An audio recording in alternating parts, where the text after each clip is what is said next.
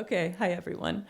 My name is Liza Oliver. I'm the director of the Pluralism Initiative and associate professor of art history. Thank you for joining us this evening for our panel on Title VI today. I'm going to have to try to prevent myself from constantly saying Title IX. I confuse them regularly. So this evening, for the student fellows who are here, go ahead and shoot me an email at some point letting me know you're here. I see your faces, but just so I don't forget. And as usual, I'll give my school marm speech to say that this is a space for all voices, and so you all have a chance to be heard. The second half will be devoted to Q&A, so please hold your questions, comments, and etc. until then. So with us this evening are three guests. Bruce Robbins, at far left, is a scholar of 19th and 20th century literature and the OldoDominion Foundation Professor in the Humanities at Columbia University. Conor Friedersdorf, right next to me, is a staff writer for The Atlantic, and he regularly writes on free speech, civil liberties, campus politics, and police reform, among many other topics. And at center is Amir Goldberg, who is professor of sociology and organizational behavior at Stanford University. So those are your official titles. None of those do much to explain exactly why it is you're here talking about Title VI today. So could each of you give us a little bit of your way into this subject?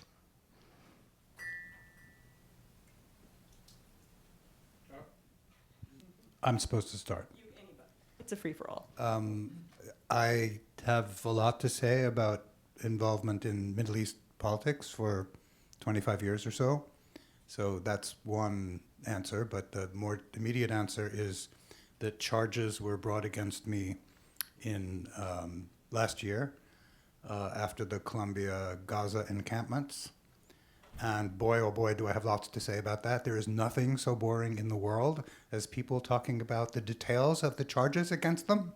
So yeah, just get me started and you won't be able to get me stopped. So I'll start by saying that I know nothing about Title VI. I'm not a legal scholar. I'm not that interested in the legal implications per se. Obviously, they're important, but I have no privileged opinion about them. I think what I can say about Title VI comes from two places. First, as an educator and a university professor, it's just present. We all have to deal with issues around protected speech and upholding the expectations of the institution. I'm also a sociologist who studies the evolution of ideas and interpretations, and I think a lot of the discussion today is going to center on that, and I hopefully have an interesting sociological perspective to contribute. I suppose I first got interested in Title VI years ago. I guess it was 2003. I was a beat reporter at a newspaper in Southern California near my alma mater, Pomona College. And there was some case at the Claremont colleges, the details of which I've long forgotten, where there was a kind of tension between free speech and anti-discrimination law. And so I got interested in that and found my way to a book by a scholar named David Bernstein. I think it was called You Can't Say That, although I may be wrong. Anyway, it was about the larger issue of free speech in general and the way that any kind of regime that defines a hostile climate or harassment as against the law can butt up against free speech and freedom of association. And he was making an argument that this was a kind of underexplored tension among people who are broadly liberal and libertarian, and that it deserved more attention. And he was absolutely right. It turns out that in ensuing years, both Democratic and Republican administrations would regulate colleges through the Department of Education's Office of Civil Rights in ways that butted up against free speech and freedom of association and academic freedom in ways that really divided liberals and divided conservatives too, for that matter. I'm sure we'll get into the ways that this has become a particularly acute matter of controversy lately, but I've been thinking about anti-discrimination law and free speech and how they fit together and butt up against each other for a long time. Thank you. So just so we're all starting from the same page, we might have different varying levels of knowledge with what exactly Title VI is. And so I'm wondering, because Conor, you're the one who's done the most sort of formal research and writing on this, if you can kind of walk us through what exactly Title VI is of the various titles in the Department of Education, and how exactly one goes through the process of what does the process look like for filing a complaint and investigation around it? Yeah, I brought my phone with me so I could just read you Title VI, because I mostly only know things right after I publish an article, and then I quickly forget, and I only know what I'm working on at the moment. But Title VI of the Civil Rights Act of 1964 provides that, quote, "No person in the United States shall, on the ground of race, color, or national origin, be excluded from participation in, be denied the benefits of, or be subject to discrimination under any program or activity receiving federal financial assistance." So to hear that definition, and then if you're familiar with Title VI as it operates on campus today, it isn't totally obvious of like the connective tissue between those two things. And so, you know, you hear a lot of Title VI complaints today where a Jewish student or a Muslim student will say, hey, this is a hostile climate, this is discriminating against me. And then you go back to the definition and it says race, color, or national origin. And to be Jewish or to be Muslim isn't really a race, it's not really a color, it's not really a national origin, or is it? How do these things work? When they first debated what ought to be included in Title VI back in 1964, they excluded religion purposely. And it wasn't until, I'm trying to remember, the 90s? Let's see here. It was 1991 when the Office of Civil Rights in the Department of Education said that you could be in violation of Title VI if you have created a, let's see. I'm sorry, I'm checking my notes.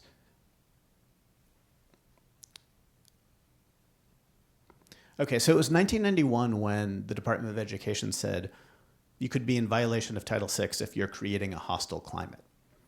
It was in 2004 that the Department of Education said if you're Jewish or Muslim, that's sort of an ethnicity and that relates to a race, and we're going to have certain cases of discrimination that, you know, if you're treated badly, if they're just discriminating against you because you're Jewish on the basis of your Jewish religion, that's not going to count. But if they're discriminating you because they don't like the Jewish ethnicity, then that is going to count for purposes of Title VI. So it's kind of very weird and counterintuitive that all these things that most people would lump in together as bigotry or odious discrimination has now been swept up, but like sometimes it counts and sometimes it doesn't. And the story of Title VI over the years has been the Department of Education kind of encompassing more and more things under the auspices of like what counts as discrimination. And a more recent kind of we're going to do a little bit more things under this umbrella was the department officially adopting this particular definition of what anti-Semitism is. The IRHA, I think it's the International Holocaust Remembrance Association. And so it's this very particular definition that gives a lot of examples of what anti-Semitism might be. And a couple of the examples are denying the idea that Israel should exist. I forget the language exactly. I have it if we get into it later. But as a racist state. As a racist state. As a racist state. So yes, but just to simplify things,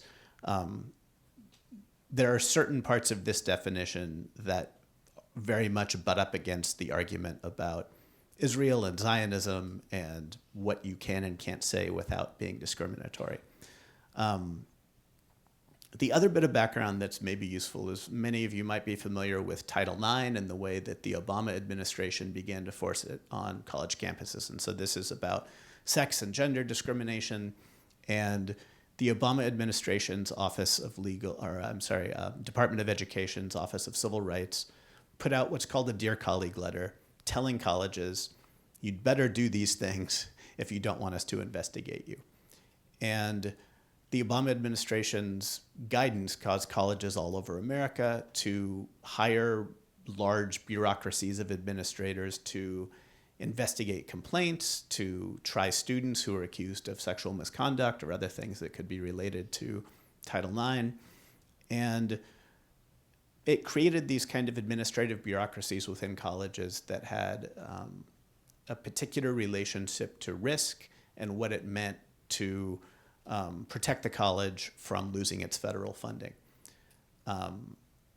More recently, under President Biden and after the October 7th attacks, there was new guidance from this same office that said, also, you better look out for violations of Title VI.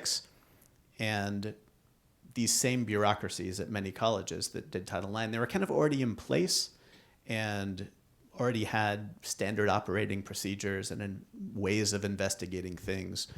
And this meant that Title IX and Title VI, in their enforcement and in the way that colleges respond to that enforcement, are kind of tied together in lots of interesting and complicated ways. And to kind of conclude just the backstory, I would say that right now, when you hear that the Trump administration is going after the federal funding of a lot of colleges, Title VI is one of the main tools that they are using to say you are in violation of this civil rights law, and you have to be in compliance with it to get federal funding, and so you could lose billions of dollars. And I think it's important to understand that what exactly Title VI applies to, what exactly the penalties are, how exactly colleges are supposed to comply with it, all of these are things that have changed over the years dramatically, even though the language of the 1964 legislation has not changed at all. And so what the law is just kind of often how colleges act in order to avoid getting in trouble with the federal government, rather than any, the courts looked at it and said this was the law was. Thank you. That's really helpful. And I think we'll maybe save some of the actual logistics and process for when we talk about your instance in particular, which you've had so much experience with at this point. So one thing I want to do now is to sort of talk about this particular political moment, because Title VI was not something I had ever really heard of until after the events after October 7th. It's not something you heard a lot about on college campuses, right? Title IX was what I came into higher ed hearing about regularly as a professor. So I want to sort of lay out what I see to be the two divergent interpretations of this particular moment. And with them, I have anecdotes from two people I personally know that I think bring a human element to this and bring sort of make it real in a way. So on the one hand, we have, and I hate these terms, pro-Palestine, pro-Israel, they're so reductive. We have pro-Palestine protesters, many of whom are Jewish, who feel censored, who feel that there is absolutely no problem whatsoever with anti-Semitism on college campuses, and that this moment is a full administrative and government assault on their right to speech and protest, and that Title VI is one of the mechanisms to treat criticism of Israel as something that's punishable. And there's a lot of legitimate examples of this. And the most, even beyond Title VI, we have Khalil's arrest, the Columbia student, and many other Columbia students who are actually arrested on grounds of speech and with attempts to deport them. Speaking of sort of weaponization of speech. As an anecdote, I have a close friend at a Columbia adjacent institution who herself had a Title VI filed against her for something that she was claimed to have said in her classroom to her students. She has a Muslim last name. The thing that she was accused of having said is something that is so maniacally evil. I certainly wouldn't be friends with her if this is somebody who held such a view. It's almost laughable in its absurdity. If she's not willing to share such a view with me, I seriously doubt that she announced it to 20 undergrads in her class. A huge investigation was conducted. She was drugged through hell for a year, and ultimately she was, exonerated, or the charges were dismissed, or however you want to call it. So there's one example that sort of demonstrates this point, this weaponization. On the other hand, we have glasses, many Israeli or Jewish students that insist that they have absolutely no problem with criticism of Israel whatsoever. They have a problem with being harassed and assaulted, with being shunned because of their nationality, with being specifically targeted to denounce Israel because they're Jewish, with finding anti-Semitic slogans and vandalism on Jewish buildings and campuses. And there's many legitimate examples of this. I've read through all 100+ pages of both the Columbia and Harvard report on anti-Semitism, and the findings in there are very, very disturbing of some of the things that happen on campus. As a personal anecdote to somebody I know, a close friend of mine, a colleague at Northwestern University where I did my PhD, I recently ran into him at a conference. He's not Jewish, he's of Indian descent, but he was walking through campus. Somebody confused him for being Jewish, a student, spat in his face, and began screaming anti-Semitic slurs at him. And it happened in broad daylight. And he was so taken aback that he got to his office, and he said, I don't know what to do. And his colleague said, well, you have to file a Title VI, obviously, because that's the first thing you need to go and do. And he's talked about how it's really changed his perception of what he sees Jewish students possibly experiencing on campuses. So these are the two kind of divergent interpretations of this moment. How are we to make sense of this? Are these sort of disagreements of the same thing? Are these fundamentally two different phenomena that are happening? How would you unpack that? You're looking at me. Everybody. I'm looking at everybody. You're just the person in my straight line of sight, so. Okay. I certainly have not seen any upsurge of anti-Semitism on the Columbia campus. People may or may not know this, but a Passover Seder was celebrated on the Gaza encampment in the spring of 2024. As you said in your examples, lots of the protesters have been Jewish all the way through, singing Hebrew songs on campus and so on. So the idea that the protesters are anti-Semitic is insane.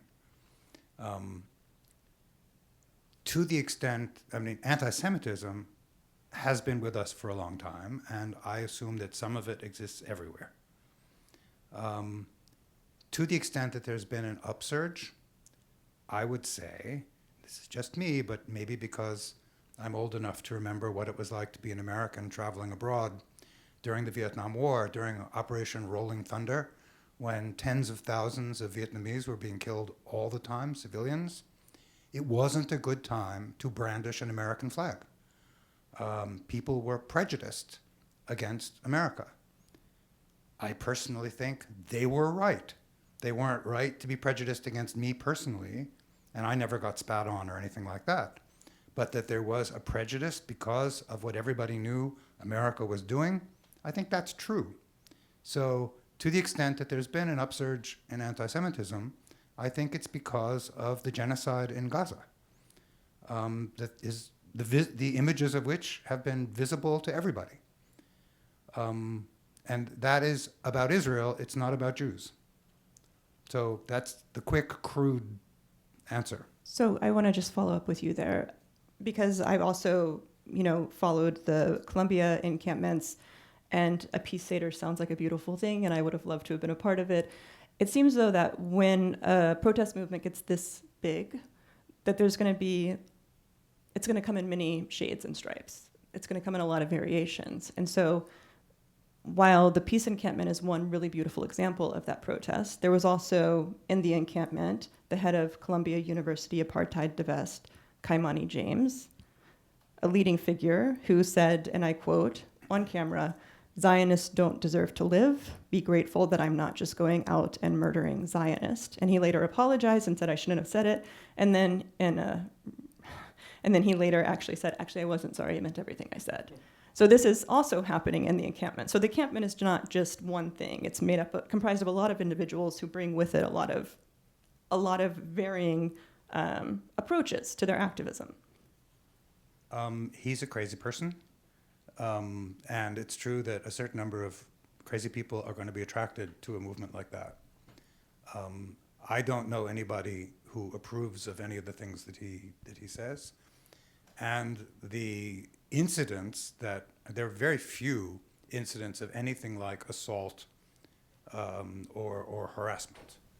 The overwhelming majority of things that count or have counted have been verbal in the sense that someone mentions the word genocide, or someone mentions the word intifada, or someone says from the river to the sea, whatever.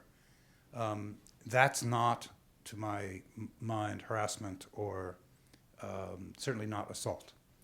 Anyway, so, all right, the quick thing to say is it's a good example and it's a completely unrepresentative example. One more follow-up. So, Keep going. yeah, so just thinking about it as an unrepresentative example, looking at hate crime statistics by the FBI, which aren't issues of speech. It's a matter of physical assault or vandalism, et cetera, et cetera. Anti-Jewish hate crimes are, how do I put this? There are, in 2003, there were 291 hate crimes per 1 million Jews, putting Jews at the highest end, the group that receives the most hate crimes per capita. Second to that would be LGBTQ groups that have 2/3 less hate crimes per 1 million people, 111 million hate crimes per million, and then anti-Muslim hate crimes come in third with 79 hate crimes per 1 million Muslims. So you, at one hand, Kaimani is not representative. On the other hand, FBI data says this is actually a huge problem. Are we to believe that college campuses are the one place that is exempt from this kind of threat? I'm going to just repeat what I said before. Over the last 2 years, a little more than 2 years, to the extent that there's been an upsurge in anti-Semitic incidents, I think it's because everyone in this country has had access to the most horrific images they will ever see in their lives. And to the extent that the Jewish community has supported it and has supported the Israelis who are doing it, they're going to get tainted by that. This is not to justify any of the incidents, but it's just a historical explanation. And I think about anti-Semitism, we have to be historical. It's not as if there has always been. I mean, your own story about a rise in incidents suggests that there are historical factors. And for me, the single most important historical factor is very, very clearly a very, very visible genocide in real time, available, uncurated on social media in a way that no other massacre like that has ever been. Amir, do you want to weigh in? Or Conor? Sure. I mean, there's so much to unpack in what Bruce said. I'm not sure he answered the question in the sense of why we're living through this moment. Moment in anti-Semitism? I understood your question to say, why is it that the two sides, reductive as we would treat them, are experiencing the same reality but interpreting it profoundly differently? Which is a different question than is anti-Semitism the engine behind the pro-Palestinian camp? Those are very, very different questions. I'll try to answer your question, but I want to respond to two things that Bruce said.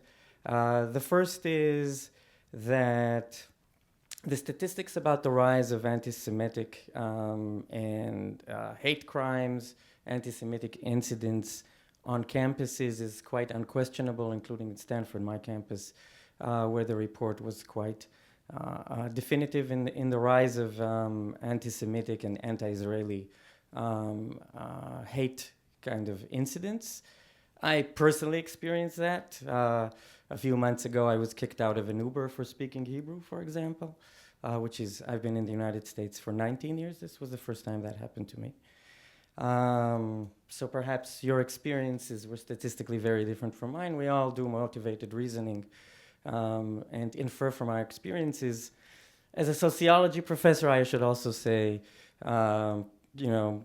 correlation is not causation. It's very difficult to unpack these processes. The second thing I would say is, unlike the Vietnam War, which interestingly was not construed as a genocide, even though it killed far more people than in Gaza, despite, I was born after the Vietnam War, so I never experienced, and I got my American citizenship many years after the Vietnam War. But I don't believe that anyone seriously debated the possibility of ending the United States as a political entity. And that is a very important distinction. The debate today around Israel is not just about the implications of the atrocities that are unquestionably happening in Gaza, but also whether the implications should be the disbandment of Israel as a state. So that's an important analytical distinction to make. Now, to your question about why are we living through this moment, I actually think I have a very different interpretation from Bruce's. I would say that there are two major kind of forces that have been operating years before October 7th that have created the moment that we all found ourselves the day after. The first I would describe as an institutional failure. Which is that over the years, universities had become increasingly inconsistent in how they defend speech and how they police speech in often haphazard and idiosyncratic ways. In my campus, I've observed it a lot, succumbing to pressure from various groups about what should or should not be said, whether the president should or should not reflect on events. And that generated ambiguity.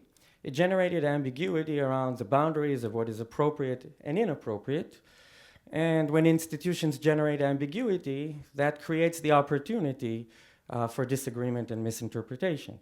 And so it's not surprising that under that state of ambiguity, both sides, again, if we reduce them to reified political actors, interpreted the situation differently.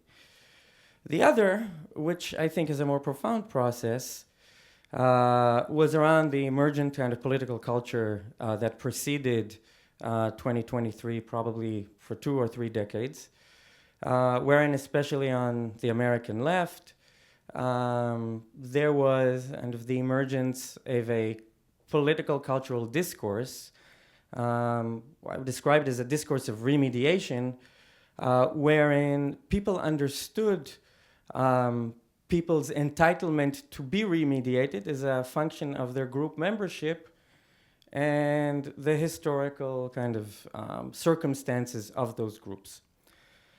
And what happened on October 7th was that Jewish and Israeli students and faculty felt that they were entitled to that remediation as well. But it became very apparent that many on the political left did not see them as entitled. And that could be for a variety of reasons. But I recently read a column in the New York Times by Tracy McMillan-Cottom that I thought was really instructive of this moment. So she was talking about the new Democratic hopeful from Maine, I think, Graham Plattner, who recently, there was a scandal around his Nazi tattoo. And in what was a very insightful commentary, there was a really interesting instructive moment where she kind of took offense on behalf of minorities, specifically African Americans, Latinos, transgender women. Interestingly, she did not refer to Jews, which was interesting given that Jews were kind of the consummate victims of the Nazi machine. And I found it instructive because either it was an attempt to deny the victimhood of Jews, or it was a construal of Jews as outside the prism of groups that are entitled to claim victimhood. At least Perhaps not in an explicit, I'm not attributing malice to her. And I find her analyses overwhelmingly insightful. But I thought it was instructive of the kind of categorical prism through which she sees the event. All of this is to say is that there's a boundary. And given that boundary, on one side, one is entitled to make claims for remediation, it is not surprising that it becomes a location of struggle. There's power and resources associated with entitlements to claims of victimhood. And Jews and Israeli students want to be part of those who are entitled to make these claims. And there appear to be others who feel that they are unentitled. And I think, so when you have this power struggle and you have institutional ambiguity, the conditions are rife. The last thing I'll say, which occurred to me when Conor was speaking, is that Jewishness is a really analytically confusing entity. We want to think Title VI was construed in a very American way, through the prism of race. And we actually use the term racism to think as a kind of umbrella term for discrimination on the basis of ascriptive traits that are not chosen by the entity who's being discriminated against. Of course, the United States has a profound and dark history of discrimination on the basis of race, but discrimination doesn't have to be only on the basis of race. And Judaism is a confusing analytical entity because Judaism is a religion. For some people, it is a nationality. For me, by the way, it's not a religion. I'm Jewish, but I'm an atheist Jew. For others, for the Nazis, it was definitely construed as a race. It is an ethnicity. So it is an ambiguous object in an ambiguous institutional environment where there are resources associated with delineating the boundary around who's entitled and who's not entitled. I think that's a perfect storm for the kind of or multiple interpretations and the political struggle that we've seen ensuing. Thank you. I'll just add a couple things. I happened to be in New York when October 7th happened. I was spending the month at the Comedy Cellar watching shows and hanging out at the cafe upstairs because the owner of the Comedy Cellar loves to argue, as his father did. There was just argument every day. I spent a lot of time in Washington Square Park too, around NYU, my alma mater, and I saw mixed protests where some people were motivated by anti-Semitism and many people weren't. And this is just after the event, not after the Israeli war caused a lot of people to be angry at Israel. That was just my impression of New York City at that moment. But most of my response to all the interesting debate and analysis that I just heard is to want to step back and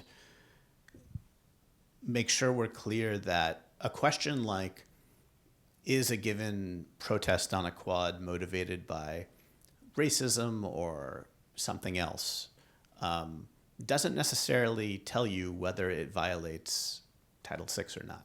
Something can be racist and not violate it. Something can be not racist and motivated for another reason and still violate it. In fact, because national origin is clearly one of the categories, that butts up in very interesting ways with wanting to boycott the state of Israel, right? Which is obviously a position that many people on campus want to take. Is that national origin discrimination? One could certainly make an argument that it is. Whether that ought to be illegal or not is a separate question. And so I think it's really important to, these questions of like what motivates protests against Israel, against Zionism, against Jews, who thinks what, they're all very interesting conversations, but they don't necessarily bear on whether or not the federal government can punish a particular thing, whether or not a campus is obliged to police a certain thing, that's a different category than whatever analytical or moral labels we might put on something. Yeah. Do you have more you want to add? Just a really small thing, because you're the expert. I know that there were 2 executive orders, both issued under Trump, 2019 and then more recently, which aimed Title VI much more directly at critics of Israel. I don't know whether you think what you're just talking about, what's legally relevant here, whether the status of executive orders, which are trying to weaponize this and pull it in a particular direction without actually changing the law, whether from your point of view that matters or not. I mean, I'll just say crudely, and I'm sorry, I'm not speaking about this on your level, when the president so ignores the United States Constitution, it seems to me that he's kind of motivating us to think we really might want to push back on his interpretation of the law, his administration's interpretation of the law. Yeah, so I do think the executive orders matter when we're talking about the intent of the administration, of course. I would just say that from my perspective, it's a much longer story of presidents in both parties bringing us to this place. It was the Biden administration that was in office on the day of the October 7th attacks, and the same person who wrote the Title IX memos happened to be in charge then and launched investigations into 35 or so colleges before Trump even returned. It seemed as though they were proceeding in much the same way the Trump administration proceeded. Now, I don't think that they were going to use those investigations as pretext to shut down medical centers and take all of the endowments of universities. I think that the Trump administration was clearly using this as a pretext to do other things that it wanted to do. And I think that a Harris administration, I suppose it would have been, would have proceeded in a less punitive way. But I think that the free speech issue still would have been there. I also think that the Obama administration, the Supreme Court later found that its orders to schools about Title IX were violations of due process and the Constitution. And so I have a much larger critique of the Department of Education and different administrations undermining free speech, free association, and academic freedom. And I would encourage people who are upset about the particular way that Title VI is being applied to pro-Palestinian protesters, and I do think that it is kind of onerous and heavy-handed in violating free speech rights, to look back at a long history of other groups having the same thing done to them by both Democratic and Republican administrations. If I can just add, I think it's important for us to analytically distinguish between the legal environment and the normative environment. So for example, when I was talking about the failure of institutions, most of it prior to October 7th was not construed around the language of Title VI. It was around what is appropriate or inappropriate.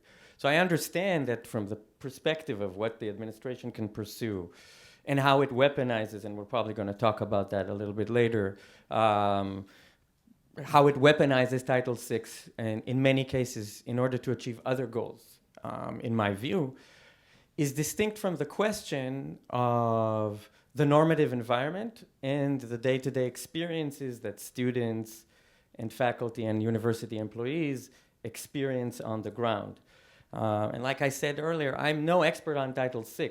From my perspective, what matters at the end is how these discussions trickle down to the reality of life on campus. So I think these are all really excellent points, and it's important to distinguish between, exactly as you're saying, whether a protest was motivated by anti-Semitism after October 7th is actually a different question than the ways in which Title VI can or is legally getting enforced on campuses. There is a connection, though, because students also are not experts in the law, right? The students who are filing these complaints or the faculty who are filing the Title VI complaints also aren't. So it does affect, one does affect the way in which students feel administrations and the Department of Education should involve itself, whether it's actually their purview to or not. And so one thing I want to talk about Sorry, is... could I just interrupt you for go a ahead. second, just because the premise here that you were just mentioning, the idea that the protests after October 7th were motivated by anti-Semitism, that's a non-starter.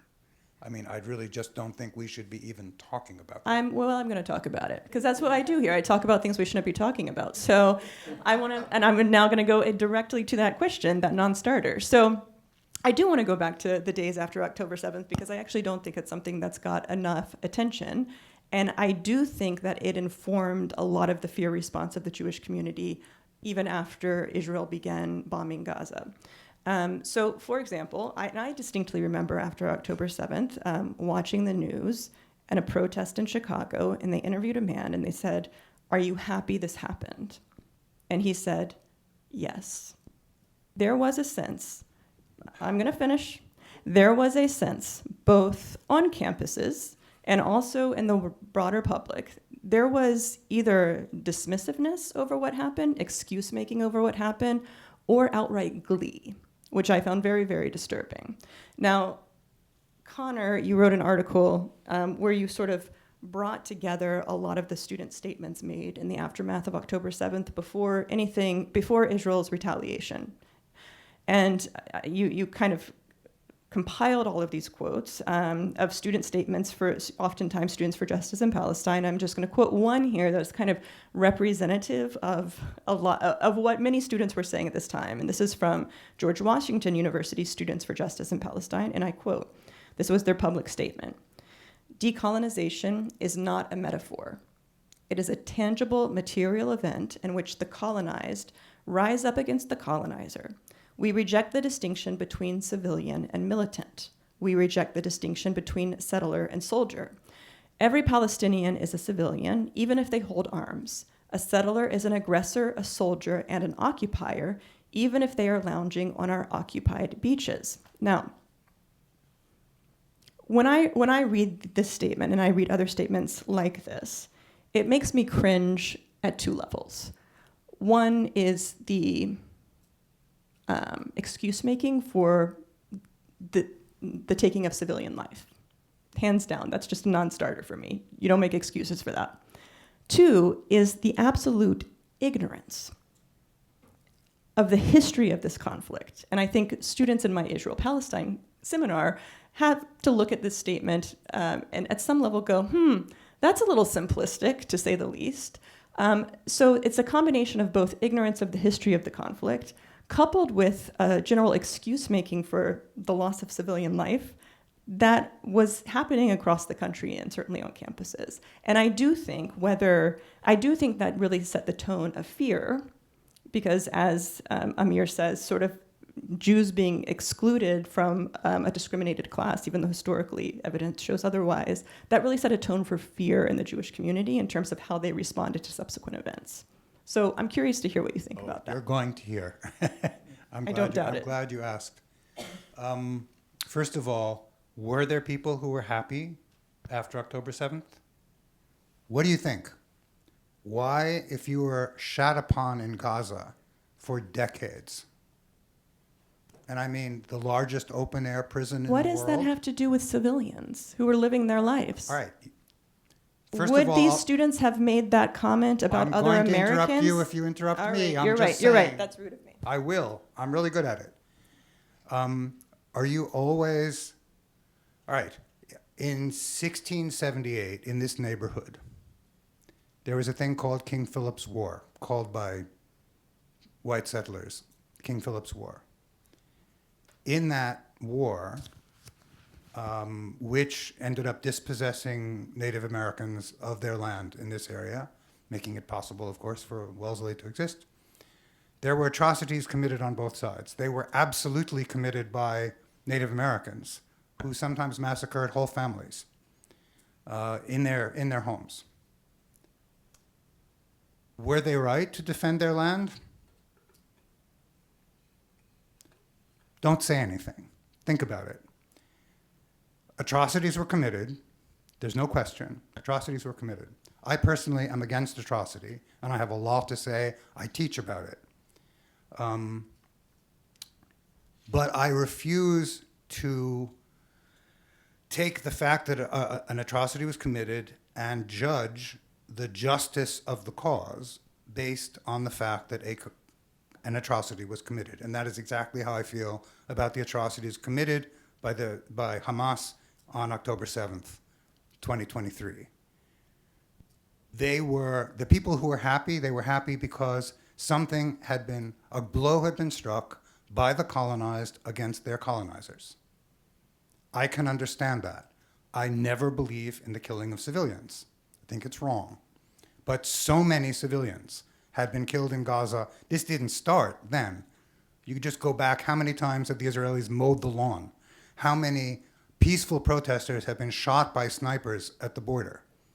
How much killing has happened in the past? That there were people who were happy at this humiliation of the Israeli military, okay, I understand that.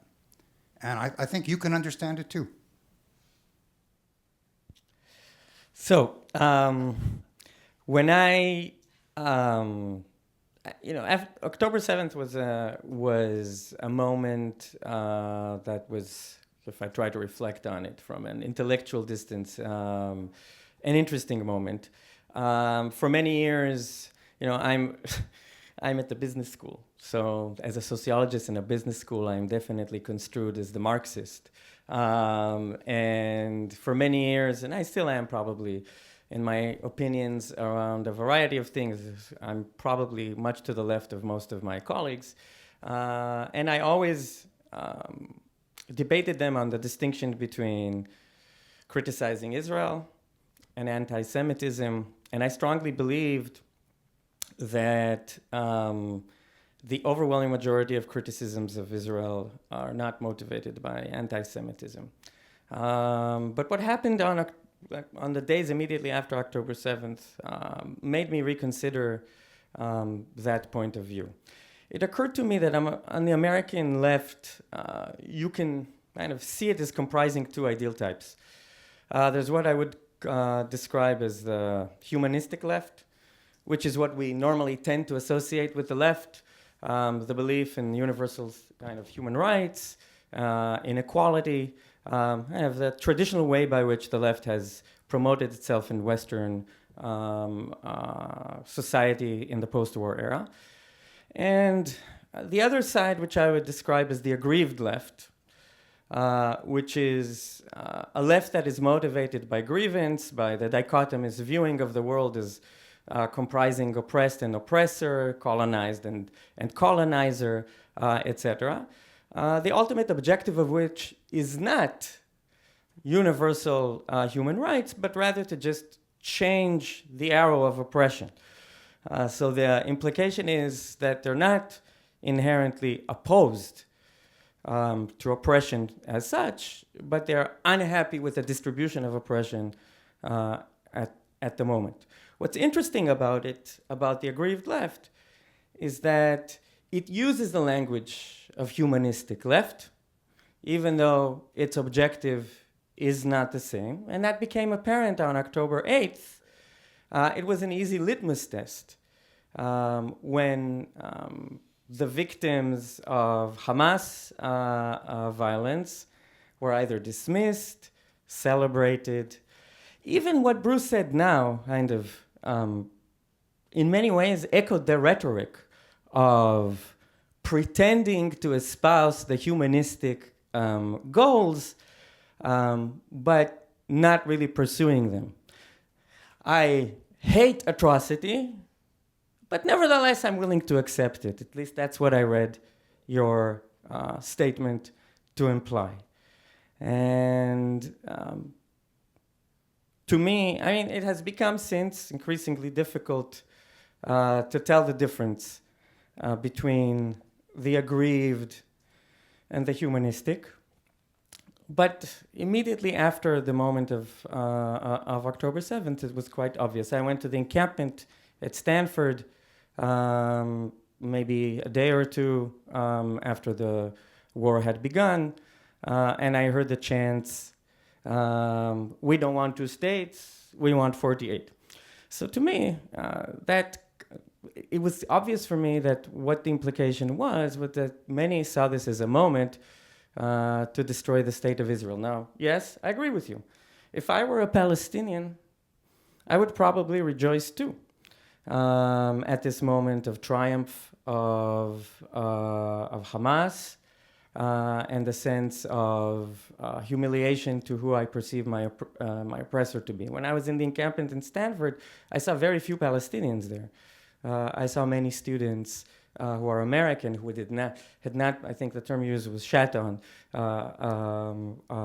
so at least not in the literal sense of the word. And, I see it, I hear the same kind of rhetoric last month when Jews were killed in Manchester after, on Yom Kippur. 2 Jews were murdered there. The apologists for these kinds of violence immediately said, we abhor violence and we are against killing people, but the synagogue celebrates Zionism, whatever that means. Perhaps we will discuss this. There were immediately kind of post hoc excuses about why we shouldn't do this. However, it is still justified. And that to me is the hallmark of what I call the aggrieved left, cloaking violent and discriminatory language in humanistic ideals. Would you like to respond, or Conor, do you want to add anything? I have a million things to say, but I think it should be Conor's turn.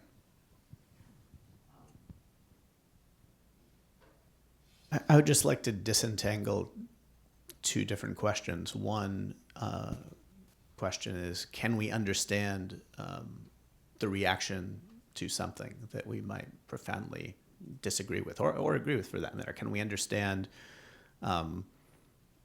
grievance leading to an apology for or even a celebration of violence against civilians? And I think we can think of different people in lots of periods of history when we could understand that kind of reaction, and we could weigh in and maybe even think that some were justified, some weren't. Wherever one comes down on those questions, I think a different question is, what kind of norms do we want to inculcate in higher education or in society more broadly? And in both cases, in law, in academic governance, in social norms, in all of those cases, I would say we want to, we do not want to put ourselves in a position of judging the legitimacy of different ethnic, national, religious grievances in different parts of the world, and saying, if certain conditions are met, then celebrating the murder of civilians is something that we give a pass to. To me, celebrating the murder of civilians is something that we ought to condemn, whether it is Hamas doing it or whether it's the U.S. military doing it or really anyone doing it. Could we just say who has been doing it lately? Who has been celebrating the murder of civilians? All of the supporters of the Israeli government for the past 2 years have been celebrating mass murder of civilians. Have you seen any pictures of civilians out there? Which is essentially the far right at this point in Israel, no? I mean, the far the whole right. damn country. Come on. That's not. I mean, that 80% support. 80% support. Bruce, that is incorrect. Although I agree with you that people who express these opinions in Israel, and it has become mainstream, should be repudiated in the way that Conor just suggested. But just if you look at the statistics and public opinion in Israel, it's far less than 80% support the government at the moment. I was not talking about support of the government, but support of what the conduct toward the people of Gaza, which is very specific. Okay, I'd like to read the surveys. I would like, and I can send it out to my listserv, this survey you're talking about. I'm happy to do that. Go ahead, Conor. I guess I would have a follow-up question, which is just that, we can think of, American campuses are very international places now, with various attachments, some from people coming from a country itself, others from, in the diaspora of a given country. And we can think of lots of horrific things that different regimes around the world are doing, and justified anger at those things. And so to me, the question arises, if you're on a college campus and you are a Chinese national, if you are on a college campus and you are, another student who is Tibetan or Mongolian and feels justifiably oppressed by the ruling regime, and this other person is with the Han majority, right? Should those relationships change the way that an American college expects those students to relate to one another? Should they put themselves in the position of adjudicating which grievances are justified and which are not justified? From a very practical perspective, as a dean or as a professor trying to manage the interaction among students, what would you recommend in all of the complicated cases all over the world of all the potential grievances that might arise between people with different views and different support for different countries and tribes and religions? How do you deal with it all once you put yourself in the position of deciding which grievances are justified and which aren't? I'm having trouble getting my head around this. So the administration at Columbia brought in the police to arrest demonstrators against the Israeli violence in Gaza. The Columbia administration did not bring in the police to arrest pro-Israel demonstrators.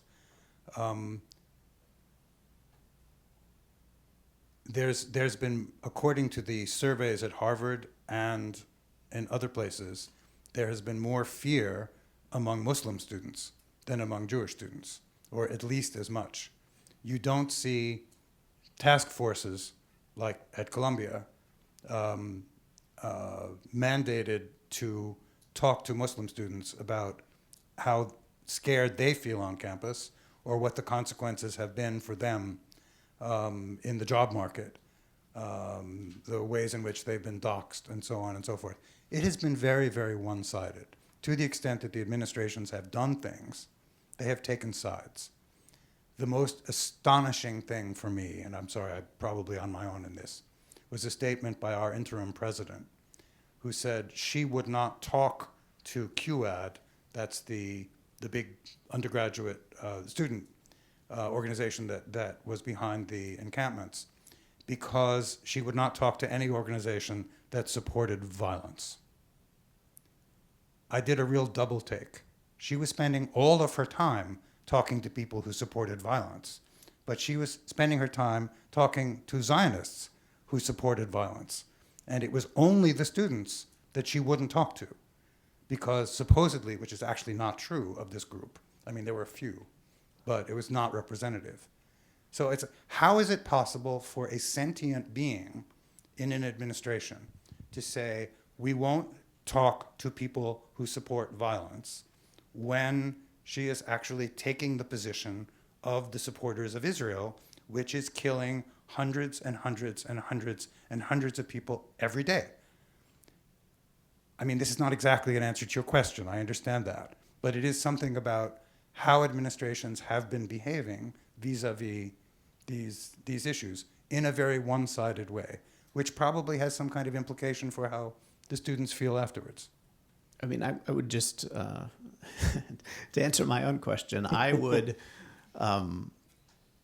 my position is that universities are in no position to reach judgments on these questions as a university, that they're divided internally, their students are divided, the faculty are divided, the department heads are divided. There's no possible way to be a scholarly community with academic freedom and also reach conclusions on these questions that inform discipline.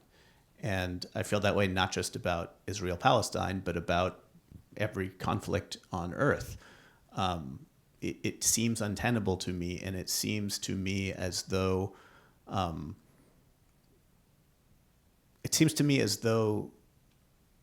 the way that civil rights law has functioned has put both camps in an untenable position of looking to the federal government, looking to the deans who are enforcing the will of the federal government as it changes at different times, to kind of side with their side and trying to leverage a legal tool that is really ill-suited to, a Jewish student or a Muslim student who feels viscerally uncomfortable on their campus because of the views of their peers is not going to win a Title VI dispute and suddenly feel better about going to class every day. And it seems to me that everyone would be better off if we clarified that, of course, you can't bar someone at the schoolhouse door because of their race or religion or what have you. But as far as protected speech, that isn't something that we're going to construe to be a civil rights violation that can lose a school all of their funding. And just to kind of leave on a slightly more provocative note, I think a problem that a lot of campuses had on October 7th and thereafter with protests that were quite a bit more upsetting to many students than any of the protests that have come in recent years was that there was such a degree of policing speech, microaggressions, what's offensive, on behalf of various groups that the question when it came to Jewish students wasn't just a kind of abstract question of what will you do on our behalf, but also, do we have a discrimination claim if it was microaggressions will be policed for others, but our subjective feelings about unintentional slights won't be policed? And so I really think that Occupy Wall Street, anti-war protests, even Me Too, these things largely, it isn't that college campuses were unanimous about them, but there was no protest movement that really divided different factions on campus and forced the issue of where does free speech and freedom of association butt up against anti-discrimination law. And to me, this is really an opportunity to reflect on a decades-long trajectory that got us here. If I may, this is precisely what I meant by institutional failure earlier. And the issue is the upholding kind of the criteria in a consistent way. Bruce was complaining that they weren't being upheld in a consistent way. I think we all agree that it's not being upheld in a consistent way in some way or another. But different people, but that's the point. People are upset about the inconsistencies that affect them. And hence, it is the responsibility of the administration, the university administration in this case, to uphold them consistently. And when they are not upheld, that is when grievances can be selectively used or can be legitimately pursued. And like Conor said, nothing kind of erupted in such volcanic disagreement before in the decade prior as the war in Gaza. This is probably what you want to do anyway, but I will jump forward and try to read your mind. See if I can create a little common ground here, because I think there is some. I feel like my side, if you're allowed, call it the left, is in part responsible for what's been happening lately. And I think, Conor, that's what you've been talking about. And I think, Amir, it's what you were talking about before when you were talking about remediation. That is to say, we, if you'll pardon me doing a we here, encouraged certain habits of sensitivity to speech, and we are now getting them back in the teeth. So I'll just say, I feel like mea culpa, I was probably a bit more supportive because of the actual injustices done to people of color and women that these measures were, supposed to remediate. And I don't think the Dear Colleague letter from Obama was a good idea. And I think to some extent we are reaping what we sowed. That is, we have been encouraging a great deal of sensitivity, and now the Jewish students are saying, hey, I can get onto this. Hey, what about my feelings? I feel bad too. Now, you may not have been actually harassed, assaulted, discriminated against, but your feelings are upset, and we have encouraged you to think that that's enough. If you feel discomfort, well, take it to, make a complaint. So, I don't know how that sounds to you as students, those of you who are students. Well, you may not like it at all. I don't know. Anyway, it just... I'm going to go to the Q&A soon, but one thing I want to say now is that, so this event appeared, I shared with you on side chat.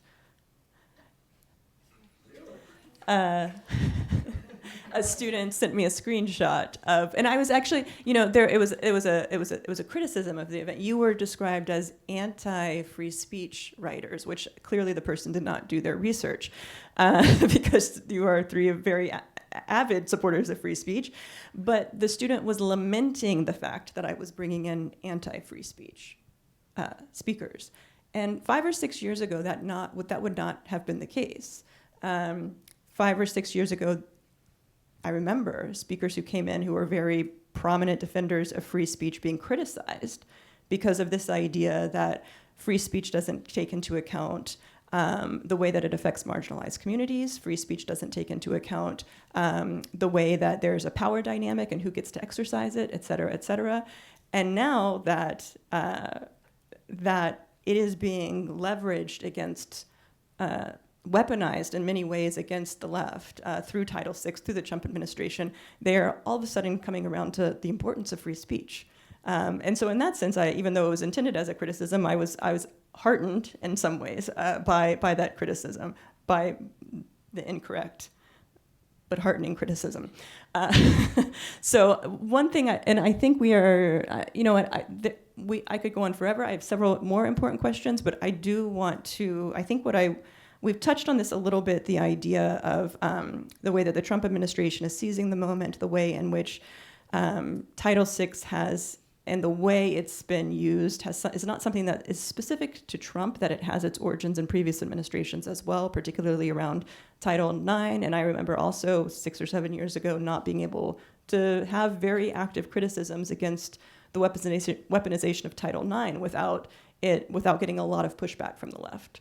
And so I do, now that we've sort of opened this up to students, though, and you've asked them what their views are, I am curious to hear, because I saw some hands going up, so we can make this a broader conversation now. And Michelle, you can come and get my mic. Okay.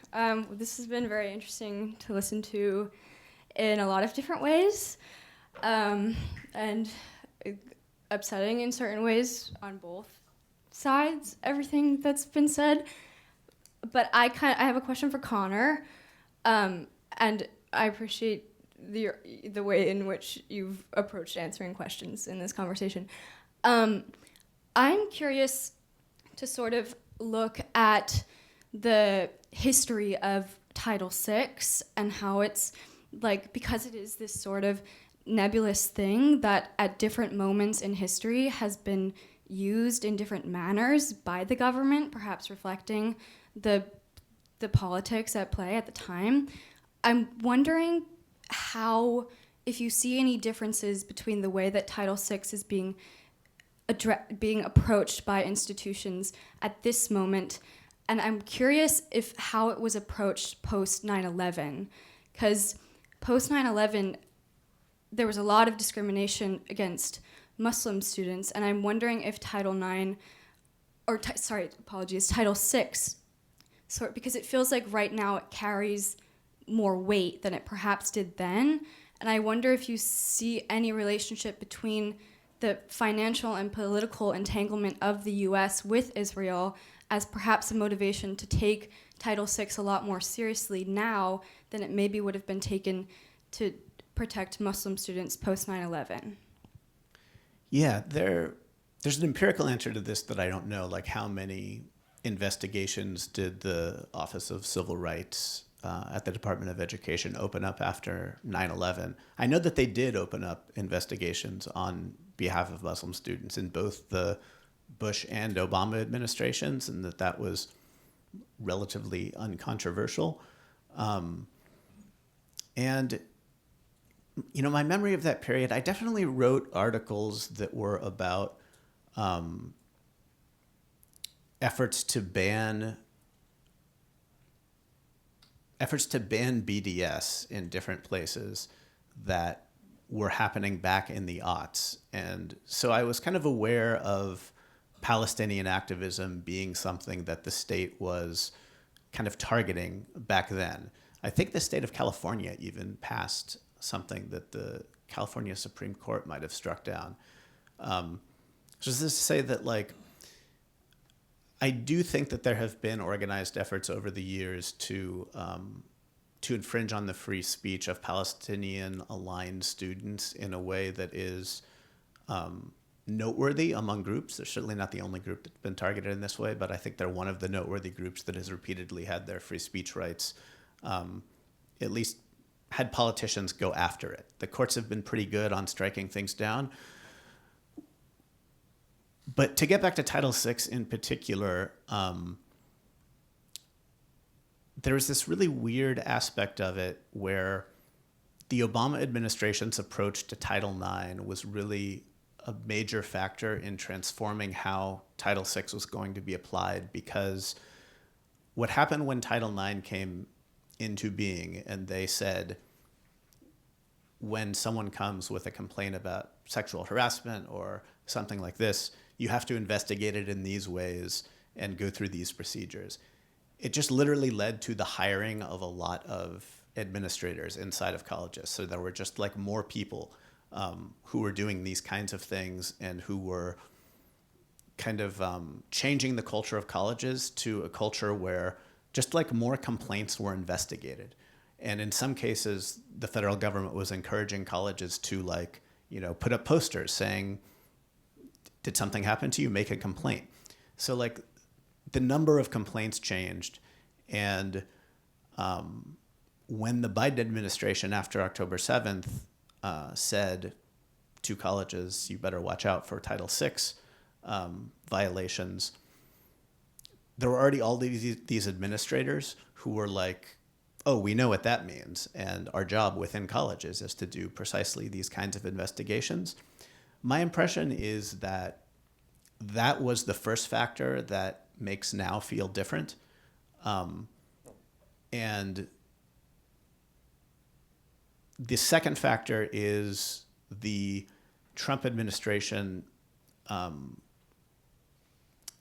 it is threatening much bigger punishments than ever before.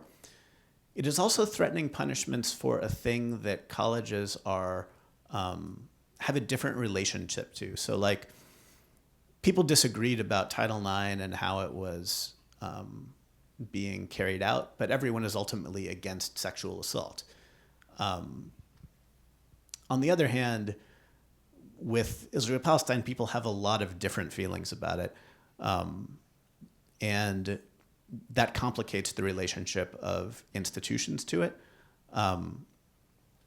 But to me, the Obama administration's creation of a big bureaucracy, and then the Trump administration's desire to punish universities with any pretext to take away their money and to get universities to make them do what they want to do. I think that these things are coming together, and this is why we see this feeling much different than it did in the past.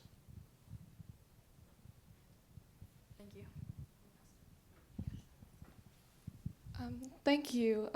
Thank you specifically. I think Amir, sorry I was late. That's your name, right? For being here. More than a question, I'd like to say, because you were asking students' views, I'd like to say my views as a Jewish student on this campus. I personally feel like it's pretty one-sided on this campus, and there aren't really many places to talk about Zionism beyond the seminar that we have. It really feels like people on this campus, although not everyone, equate Judaism with Zionism.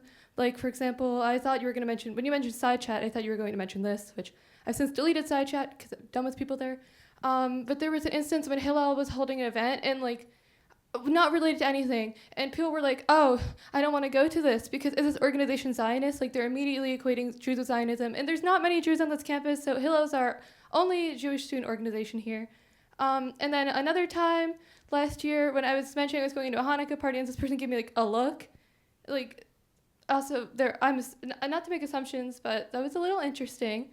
And then also like even just when first getting here with barely knowing people are like as a first year last year, people are immediately willing to share their views if they support Palestine. Like I was mentioning that I'm from the suburbs of New York, and I was mentioning that people I knew had run into this Jewish actor a lot at bar mitzvahs and stuff, and people were, instead of commenting on him, they're like, "Oh, he's a Zionist, so we don't like him." And a lot of the people who do this on this campus, they weren't like starving in Gaza. They're white. Not to say that white people can have these views, but it really feels like there isn't really any place to talk. Like there's keffiyeh sales here, but God forbid anyone ever did anything with like selling like the yellow ribbon pins or Israeli things, or like put up an Israeli flag. We can barely even talk about things in Hillel because we have barely, like, for myself, I think there's 20 first year Jewish students here. Like we don't want even less to come for if we talk about this. So yeah, I know this is not Columbia. We're not in New York anymore. There's less Jews here. And yeah, sorry for the rant, but yeah. No, don't apologize. Thank you.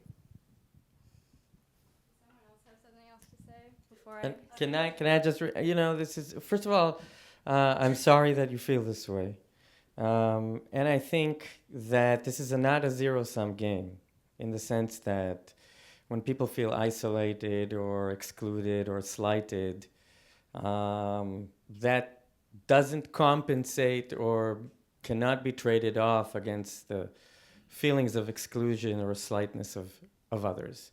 I've been receiving similar kind of comments from Jewish colleagues, junior professors who have occasionally emailed me to say thank you for speaking in certain events that were very poorly attended. And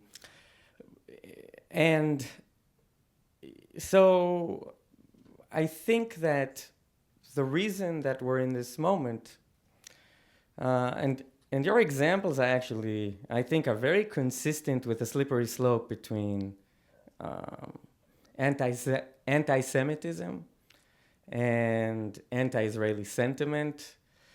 The term Zionism is being abused, is being used in a very kind of polysemous way. So I grew up in Israel, okay? I always found the discussion around Zionism kind of stupid or irrelevant. Zionism is an ideology, accomplished its ultimate goal by the creation of the state of Israel many years before I was born. It was interesting to study about Zionism from an historical kind of perspective. But what does it mean to be Zionist? The existence of the state of Israel is a fact. Whether I want it to have happened or not is irrelevant. And hence, to me, the discussion around Zionism from an intellectual perspective as a political analytical category at this moment is fairly inane. And what has happened as a consequence is that the term has, if you look, for example, at the language of fundamentalist Islamic movement, Zionism is simply a synonym to Israeli because they do not recognize Israel as a state. The Zionist entity, Zionist babies were murdered, etc. In American kind of political discourse, there's always a slippage between Zionist as a euphemism for Israeli, Zionist as an analytical statement about somebody who supports the existence of the state of Israel, which once again, I'm not sure what it means except for dismantling the state of Israel. Can I answer that question, or no? Go Let me ahead. finish, and then I'm happy to hear Sure. your thoughts. But I think in the comments that you shared with us, the slippage between the two becomes very, very evident. What's interesting is, again, the doublespeak, right? In American political discourse, it is illegitimate to say, I hate Italians, or I hate Chinese people, for good reasons. It is much easier to say, I hate Israelis, not because they're Israelis, but because they are Zionist. What I am hating is their ideology.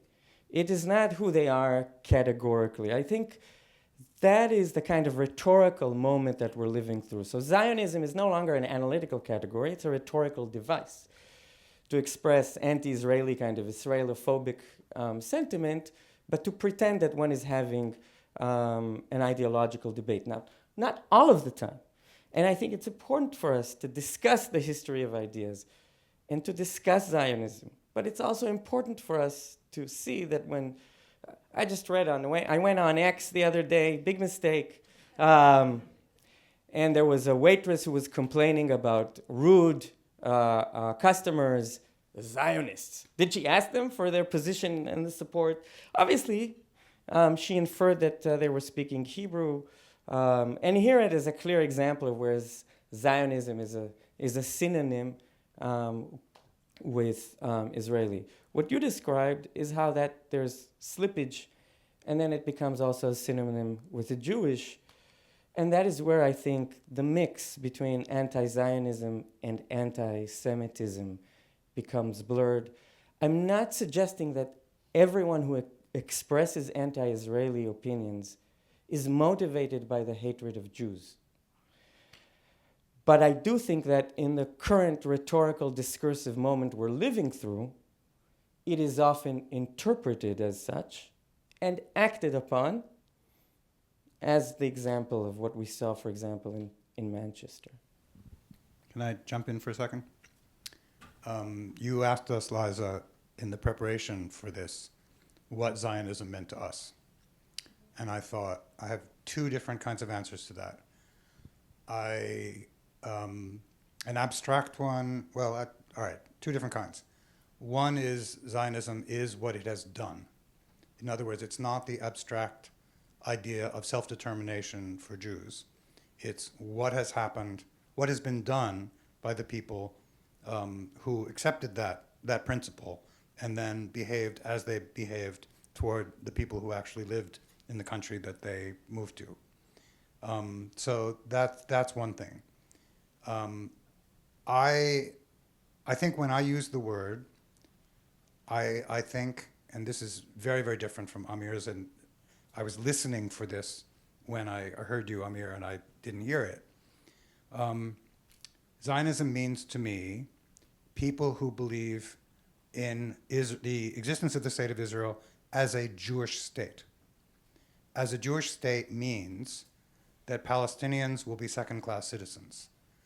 They do not believe in a state which has equal rights for all its citizens. So I'm a patriotic American in some ways, and I believe that a state needs to give equal rights to all its citizens. And my version of Judaism, I never got kicked out of an Uber for speaking Hebrew because I was really bad in Hebrew school and I didn't learn the language the way I Let's take a ride I afterwards and you Yeah, could experience it. Yeah, we'll see. We may get kicked out. No, I lost my train of thought completely. My version of Jewish identity is universalist. That is, we have been kicked around a great deal historically, and one thing we have learned as Jews is that we must believe in universal rights, rights for everybody, that we as Jews benefit from that, and we have to extend that to everybody. That has been a very important affirmation in my life, and it has guided, I think, the positions that I've taken, which have not been irrational in the way that it has been suggested, but on the contrary, very, very rational and very, very universalist. So we agree, I think. We agree in the following way. First of all, I definitely agree with the latter part of your statement, but also, like I said, growing up in Israel and finding the discussion around Zionism irrelevant was precisely because Israel is a fact, and now it needs to become, and definitely has been established along ideals that should have led it to become, a place where everybody enjoys the same rights. And so, but note how you, in your discussion, Zionism was already multiple things. It was what has happened, what some people project on it as an ideal. I think that's a very interesting intellectual conversation, but how it is used practically in discourse is very different from how you as an intellectual understand it. And I think that's where the slippage comes into play. And that is where, in my view, we would all benefit if we could do away with it as a category, as a political category, and continue to study it as an historical ideology. So when you say that, right, then I'm thinking, what is the Zionist agenda? What is the agenda of the State of Israel right now, right? What is the agenda of the State of Israel now? I'm thinking of the nationality law, right? That has now disestablished Arabic as an official language. I'm thinking of the fact that you cannot actually be a full citizen within the 48 boundaries, borders, let alone 48. I'm thinking of the religionization of the military, and this information comes from Israeli scholars, right? So this is not something that I'm making up. So when you say Zionism is not relevant anymore, I'm breaking my brain here. I read a book over the summer about Zionism, where the person begins by saying, if nation states have a foundation story, even if you think it is partly mythical, they have a right and Israel is not alone. And then he goes on in each chapter to say what kind of Zionism you might have, right? So I actually think that it is very hard to do in a panel, right? You have to do it in a course or maybe in 15 courses. But I do think when you say it's irrelevant, maybe it was irrelevant for you at that moment, right? And I think that most people don't know, patch the surveys, how many people support the war or not, but what has become policy and what has been is now constitutional, what is part of the law, that is very different, I think, than from you were there. Anyway, so I just wanted to say that maybe there is a way, and maybe one very quick remark in response to the student. Our president did allow Jewish students to be victims on this campus, rightly so, after October 7, right? And she contacted the students and she contacted the parents. She meets with groups of concerned Jewish faculty, but nothing for the other side. And not just on October 8, which I may not necessarily have expected that, but also not after 68,000 dead and 600,000 wounded, right? So here on this campus, and that's also what's so interesting about about you, because I love the way you bring it back to Title VI and what universities should not or should not do. Our president, I think, did well by the Jewish students, and I laud her for it. She did not do well by other students, right? And yet, the Brandeis Institute leveled an allegation against her, right? And Paula did not let anti-Semitism run rampant on this campus, I promise you, right? So there's all these layers which make it really hard to discuss, because the feelings of the students who spoke, I really respect that, and I really mean that. You should not have to feel isolated like that on this campus. I know Muslim students do too, and you, I think, answered that beautifully. But all these layers, the balance of power right now is not equal. Right? And that, I think, the context for free speech, therefore, Liza, is important, right? If you bring free speech, the time that you spoke about, free speech was important, but sometimes it was experienced as, let's bring somebody who rakes up something that we have left behind, like the bell curve, right? But you are also right that free speech was okay, enough. Thank you. So, Ledwina, I think we are in complete agreement. And so I want to make a distinction between free speech as protected by government versus the speech of whether or not we should bring certain kinds of speech. I think that's a very different thing. Yeah. Can I say one thing. It's not just policy, it's like, it's the social life of students on this campus. So she might have done something, but then once again, there's not many Jewish students here. So if there's only a few Jewish students and lots of other students have a different opinion, also not speaking for all Jewish students, not all Jewish students agree with one opinion, but like, it doesn't matter what she says in policy, because people still won't say things if their other students disagree with them. We're going to go to Professor Berkey now because he's had his hand up forever, and then we're going to go back to the students. Oh, I'm sorry. Sorry. It's your turn now, I said. It's extremely challenging for a college campus to try to deal with these kinds of incredibly strong debates. And I think it's even worse now. I've taught here at Wellesley for 30 years. I think social media and the ways in which young people are kind of socialized into politics create the kind of environment that you're talking about that I just feel is not what we need on this campus.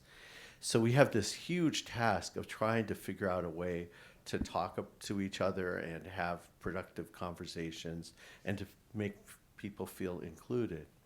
And I share what I take to be Conor Friedersdorf's view, which is that whatever the solution to that problem, which is a huge problem, is it's not Title VI enforcement, and it's not the Title VI bureaucracy that we have on this campus. We've now hired, we've had a series of Title VI, Title IX lawyers. We never used to have a lawyer. Now we have that. We have a chief counsel as well. We have lawyers on campus. I understand why. I mean, it's a reasonable response to what's going on.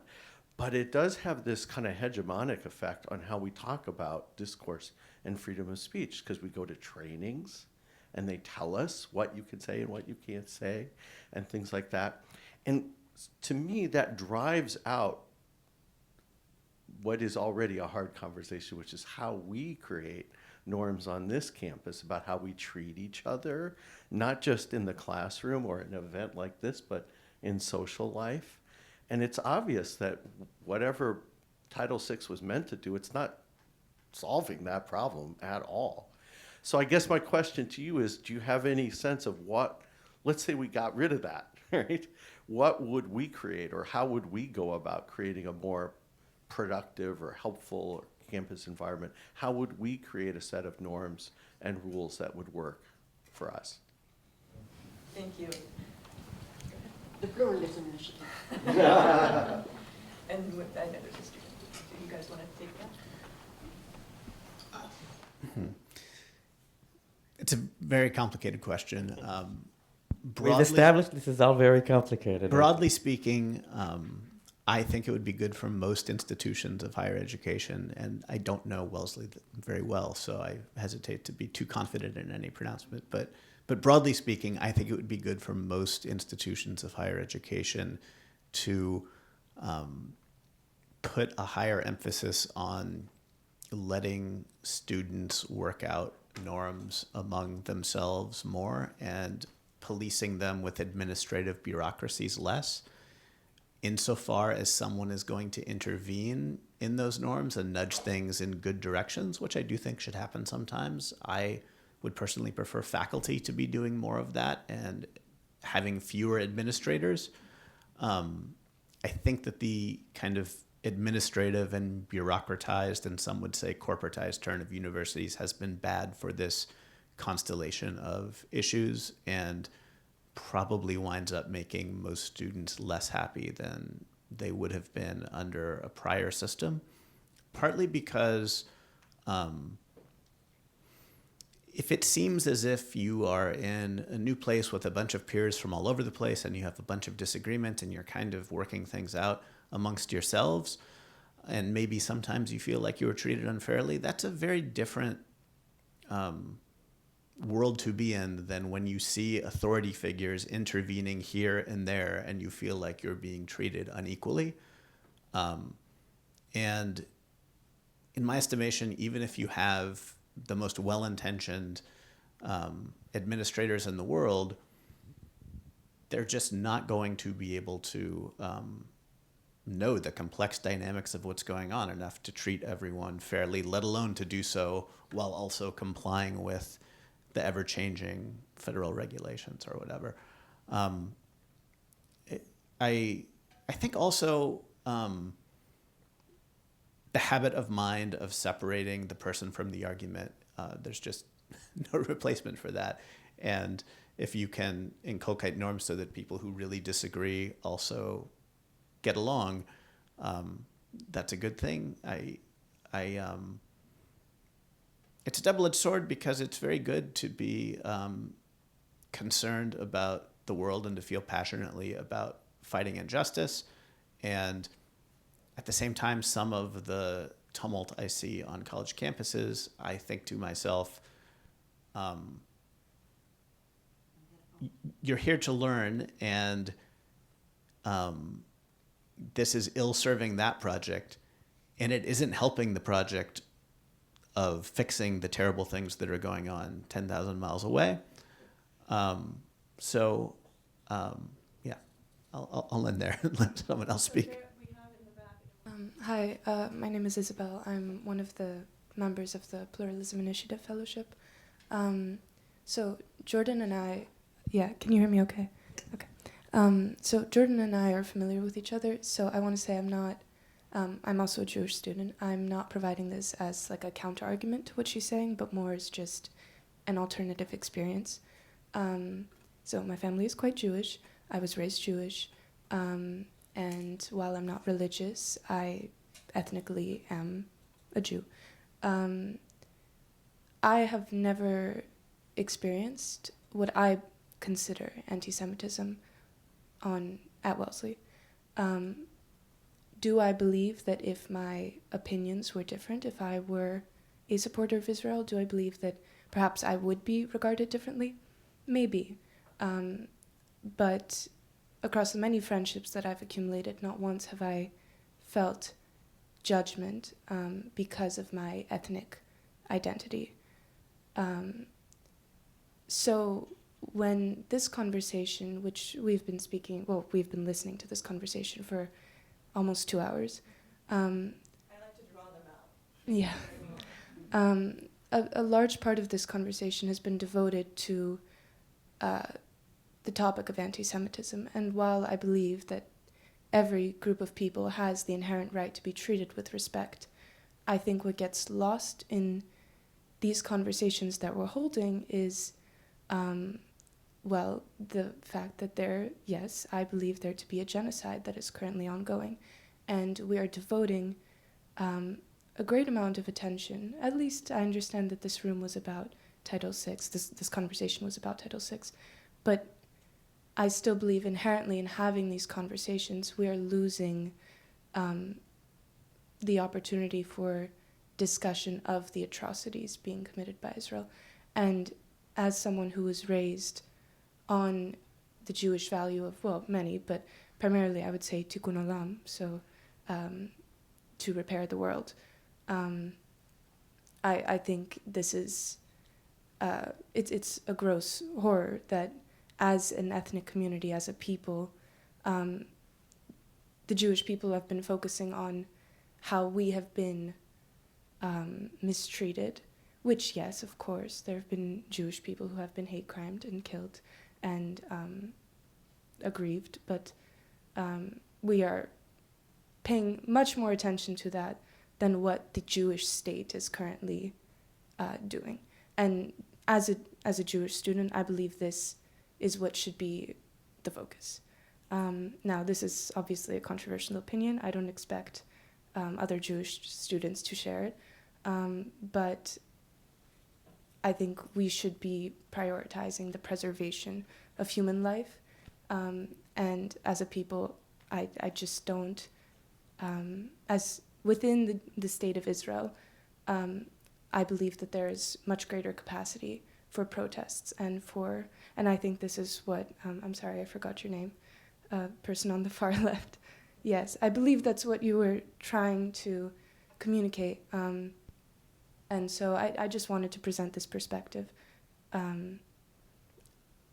Another point is that I've, in fact, experienced much more aggression from Israelis, including my family, because of my views, rather than from just pro-Palestinian students. I've experienced significant aggression from Israelis and names of, being a self-hating Jew and being neurotic, et cetera, et cetera. So this is just a perspective I wanted to provide. Thank you.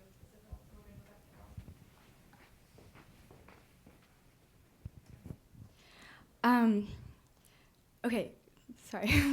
I'd like to bring it sort of back to, I'm sorry, I forget your name, and I'm not, Jordan. Jordan brought up the divide between social response and the way that Paula has addressed the issue of Israel-Palestine and difference of opinions. And I would like to know your opinions on this, because Wellesley is a very unique place where, and I understand that Jewish students are a minority here, but Muslim students also are, perhaps in a greater minority than Jewish students. But Wellesley is a unique place where I would say most people here are critical of Israel and are critical of Zionism. So I completely understand where you're coming from, where I personally believe Wellesley is not the most comfortable place to share your views if you are more conservative leaning, and that's something that needs to change. But in terms of the way that Title VI has been used at Wellesley, I'd like to bring this to a conversation of language, because we spoke about the definition that was adopted by the Holocaust Memorial.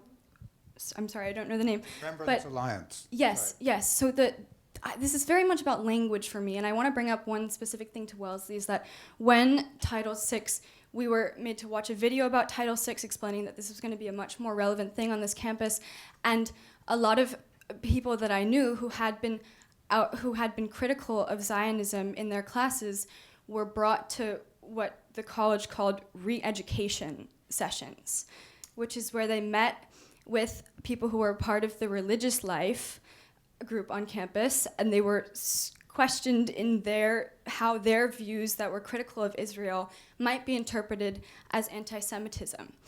And that only happened to students who critiqued Israel, not to students who were critical, who were in support of Israel, or who were critical of Hamas, or not to say that, but who were on the opposite side.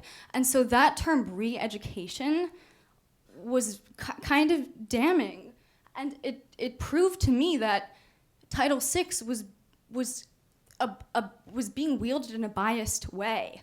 And while it was used in a biased way that I guess sort of combated the general social opinion that was critical of Israel, does the school, can we govern the broad social opinion of a college campus? Does the college have the right to do that? I don't think so. But it felt like they were trying to govern the social opinion, and then students who were Muslim, who were not given the same respect in terms of feeling like the college wasn't respecting their struggle. I'm totally losing what I'm saying, but I'm curious about what you think of these sort of biased terms that frame a view of criticism of Israel as inherently wrong or needing to be sort of re-educated. And I'll bring it back to my initial question, where it's like the federal government has political interests with Israel, and then that's passed down to the institutions because now they're under threat by the federal government in terms of getting their funding pulled away. So it seems like it's just being wielded in a biased way, and it's clear by these linguistic nuances. So I'm sorry, that was a lot, but I'm curious. Your thoughts.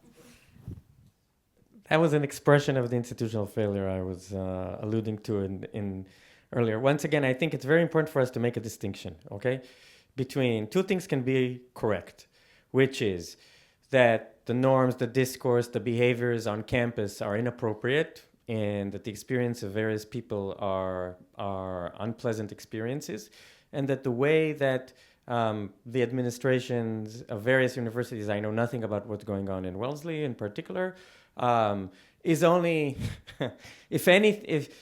is probably not solving the problem and might be even exacerbating it. I think the tragedy of the moment that we live in was that from the perspective of the institutional failure. And by the way, I think you gave us a very astute organizational sociology of Title VI, which is that the universities responded not because they wanted to solve the problem, but because there was a lot of pressure exerted on them before and after the Trump administration has come into power.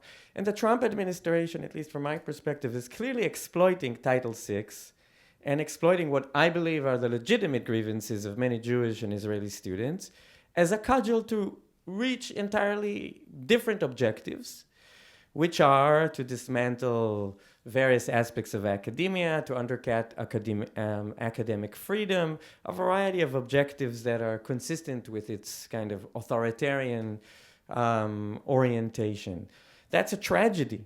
It's a tragedy both because the administrations are only responding to political pressure, and it is because all of us are being used or objectified as instruments in a broader political debate. I agree that bureaucrats and the kind of the bureaucratization of discourse can lead to these kind of re-education Maoist extremes, which, I mean, if that language was used, it is quite unpalatable. But I'm not that optimistic about what are the alternatives in light of the moment that we live in. I just want to respond to one thing that you said earlier. I'm actually happy that students are passionate about politics. Even if they're misguided sometimes, even they're misinformed, even though they're unaware of the fact that they're partaking in anti-Semitic tropes. I'm happy that they care. And I'm happy that they're motivated by political action. I think campuses should be arenas of political debate. I want students to be passionate about the topics. But that puts a very great pressure on us as professors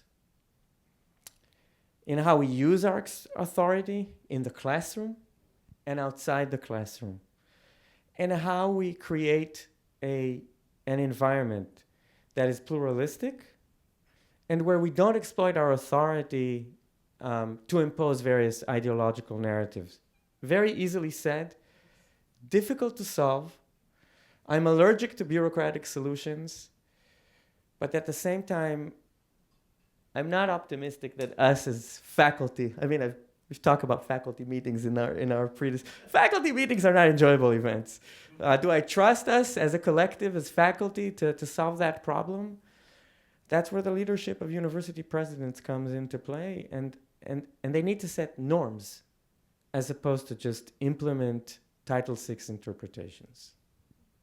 So do we have any final comments? I have one. I'm going to go out on a limb and say that I think the three of us, I don't know about you, but the three visitors, that we are all against re-education. Right? Yeah? Can we just say that we all agree about re-education? And Liza, because you asked, in your prep paper for us, what we think the way forward is. I don't think we're going to agree about everything. There's a lot we're not going to agree about. One thing I would like to see, people who call themselves Zionists, this is a way forward, to say, I am a proud Zionist, but I absolutely refuse the weaponization that we've all been talking about here. Because you can be, a Zionist, a supporter of the state of Israel, even as a Jewish state, not a democratic state. You can do that and still say, I don't want to see the charges of anti-Semitism weaponized in the way that they have been weaponized. That wasn't meant to be a conclusion, all right? I guess I have two brief thoughts in conclusion. One, I agree with you that I am glad that students are politically engaged. I think my thought is a bit more something like, I sometimes think some of that engagement would be better directed in politics as opposed to in on-campus relationships. So, students at colleges are generally adults who can register to vote and lobby their member of Congress, for example. And that is real power. And probably more effective than trying to shame some peer of yours who lives in a different dorm and has zero power to change their view on this issue.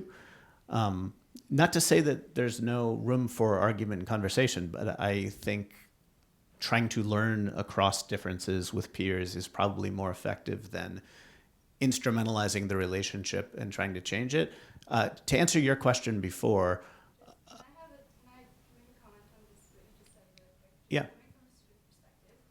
Coming from a student perspective, I think it's a little bit reductive to say that students' political activism is more so about convincing their peers to be in agreement with them. I think that the encampments that I witnessed were mainly a critique of the universities for their investment in Israel, and also many students were lobbying their congressmen. So I just want to say I think that the political expression on campuses was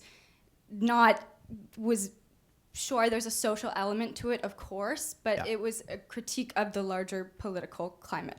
Yeah, and to be clear, I want to have kind of a narrow critique of the purely social part, and to say, yeah, it's absolutely like the policies of one's university is something that belongs in on-campus politics as opposed to a congressman or something. So I think I'm largely in agreement there. Thinking through the questions about like policing speech and what should and shouldn't be policed and how that interacts with the federal bureaucracy, it seems like there was interest in it in the room. And I would just say as a closing remark, if you want to read a kind of thought-provoking thing that really sums up that debate, there's an old essay in the New Republic by Henry Louis Gates called, I think it's Let Them Speak, but it might be Let Them Talk. And it's Gates reviewing this book, Words That Wound, that was like the original critical race theory manifesto. And he does a good job laying out their arguments and also his take on their arguments. And that will get you into this big debate about policing speech and civil rights and marginalized communities in, I think, a thought-provoking way that's at least the most bang for your reading time you'll get at magazine length. So, Bruce started his final conclusions by saying that we all disagree with re-education, which I think is correct. At the same time, we're all educators. So we're in the business of educating. And I've been reflecting a lot about what that means, especially in this moment, to be an educator. And I think the experience of being an educator in a higher education institution as opposed to the elementary school that my youngest daughter is going to graduate from this year is that our role is to help our students learn how to think, but not tell them what to think. And that is an important distinction that we need to make. And I'm leaving this conversation reflecting about my role as a professor. I cannot turn off my ideological brain when I walk into a classroom. I have political opinions. I have strong political opinions. I try not to impose them on my students. I think it's important for us, we have a responsibility as educators to educate in the sense that I just described earlier. It is important for us to encourage our students to become political activists in the way Conor just described, in the way that you referred to earlier. But I don't think we should be political activists at the time that we are educators. We're entitled to political activism, but that should be separated from our personas as professors and should not be used when we exert our authority as educators in the classroom. And that is perhaps the conclusion that I'm leaving this conversation from. Thank you, everyone, to our three panelists. Thank you to the students who participated in this discussion. I really appreciate that this is a space that you can come to and voice your views. And obviously, there's different views in this room, and that's okay. That's a fact of life. And so thank you for participating in this. And I know this was a long call, 2 hours, but I think it was worth it in the end. So thank you all very much for coming.